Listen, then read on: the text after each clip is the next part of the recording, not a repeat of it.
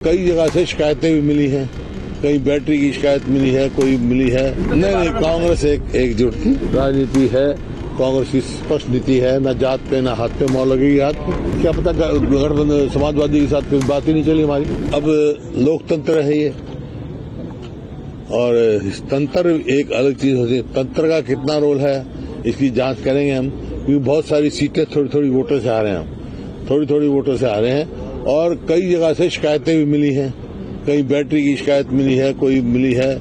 और जिस प्रकार से लोडिंग हुई है, मतलब डिले वो हुई है, उसके हिसाब से भी है। लेकिन नहीं आओ, वो हमारे जो है AICC वाले इलेक्शन कमीशन मिलेंगे, सारी बात कहेंगे।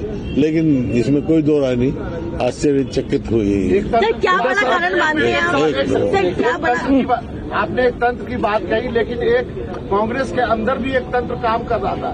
कोई लीडर 6 दिन के लिए प्रचार करने नहीं जाता है, कोई लीडर दिल्ली में बैठ के केवल इंटरव्यू करता है। वो उस तंत्र नहीं, कांग्रेस एकजुट थी। ये तो आप लोगों की बात कहानी थी। अब बीजेपी का तो आप देख रहे नहीं, विद साहब कहीं घर से नहीं निकले। रामविलास जी शर्मा जी टिकट काट दी गई थी, वो तो अलग बात है। देखो, कोई भी प्रजातांत्रिक पार्टी होगी, लोकतांत्रिक पार्टी होगी, मतभेद स्वाभाविक हो सकते हैं, लेकिन मनभेद किसी का नहीं था। साहब, कुमारी शैलजा ने आज सवाल उठाया है कि प्रॉपर कोऑर्डिनेशन नहीं था, तालमेल नहीं रखा गया था। रखा गया, कुमारी शैलजा ने कहा है। कोऑर्डिनेशन रखना किसका काम है?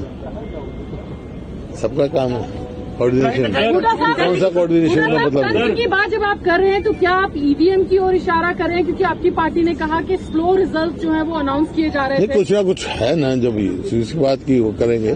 शिकायतें मिली हैं हमारे को कि भाई बैटरी की कहीं 99% बैटरी थी, कहीं 70% थी। सबकी शिकायतें उम्मीदवारों ने दी हैं, वो सारी हम उनका करेंगे। बड़े साहब, एक जो बात कही जा रही है एनालिसिस के तौर पे कि जो जाट और नॉन जाट में ये चुनाव बट गया और नॉन जाट वोटों का कंसोलिडेशन, पोलराइजेशन हुआ बीजेपी के पक्ष में।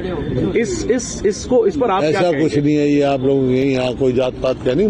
कांग्रेस की राजनीति है, कांग्रेस की स्पष्ट नीति है, न जात पे न हाथ पे मोहर लगेगी। हाथ पे हुड्डा साहब, अब आपके पास क्या ऑप्शन बचता है? अब तो नतीजे सामने हैं, अब ऑप्शन आपके पास क्या बचता है? क्या करने वाले आगे आप? आगे क्या करने वाले हैं? प्रजातंत्र है, जहाँ लोगों ने जो फैसला होगा वो स्वीकार करेंगे हम। लेकिन जो है, कहाँ कुछ रही है तंत्र में, कहाँ कुछ हुआ, उसकी जरूर हम। भूपेंद्र सर, EVM को लेकर लोकसभा चुनाव में भी तमाम सवाल खड़े हुए थे। कई सीटों पर मार्जिन को लेकर, वोटों की गिनती को लेकर सवाल हुए थे और उसके लेकर संतुष्टिपूर्ण जवाब नहीं मिला था। अभी जिस तरह के सवाल उठ रहे हैं 99% और 66% वाला, जहाँ पर नई EVMs का इस्तेमाल हुआ, बता चुके हो आपको, लेकर किस तरीके से बता चुका मैंने। रिप्रेजेंटेशन वो AICC में जयराम ने कहा है, वो करेंगे बात। जयराम जी ने कहा है कि जाएंगे। जयराम जी ने कहा है कि इस रिजल्ट को कांग्रेस स्वीकार नहीं करेगी। इस रिजल्ट को अंडर प्रोटेस्ट हम स्वीकार करेंगे। हुड्डा सर, अभी हाल में लोकसभा चुनाव हुए थे, वहाँ कांग्रेस का प्रदर्शन पिछली बार यानी 2019 की तुलना में बेहतर हुआ था और महज कुछ महीने बाद बीजेपी एक बार फिर तीसरी बार हैट्रिक लगाती है, सत्ता के पक्ष में वोट मिलता है। बीजेपी की ताकत मानते हैं या आप लोग अपनी कमजोरी मानते हैं? 19 में जोड़ जुगाड़ से इन्होंने बनाया था, सरकार बनाई थी। अब मैंने जो बताया उसका कारण बताया। अगर ये ऐसे होते तो इनको मुख्यमंत्री बदलने की क्या जरूरत थी?